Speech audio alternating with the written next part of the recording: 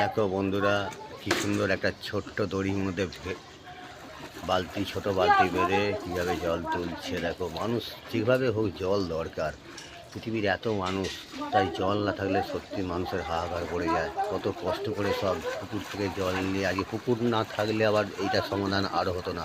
তাই পুকুর যেগুলো আছে সেগুলোর আজকে খুব ব্যবহার হচ্ছে, সেই পুকুরগুলো হয়তো অনেক মানুষকে বাঁচিয়ে দিচ্ছে। তাই পুকুরে কাজ করে যাচ্ছে, এবং সেখানে দেখো কত সুন্দরভাবে তারা সংসারকে বাঁচানোর জন্য দেখো দড়ি দিয়ে ছোট্ট একটা বালতি দিয়ে বেঁধে জল তুলে, দেখো সেই পুকুরের কোনটায় লক্ষ্য করো, সেখানে জল তুলে নিয়ে তা যতটা পাচ্ছে সংসারে উপকার করার জন্য চেষ্টা করছে। তাই সত্যি দেখে খুব খারাপ লাগছে।